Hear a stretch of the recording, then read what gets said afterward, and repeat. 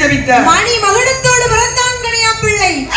மணி மகுடத்தோடு பிறக்கின்றார். வேய் முகத்தோடு. வேய் முகத்தோடு. அப்போ கனியா பிள்ளை பிறந்தபோது அப்படி பிறக்கின்ற பொழுது கனியானோட கையை வெட்டி மாயாண்டிக்கு காரி ரத்தம் பறி கொடுத்தார்.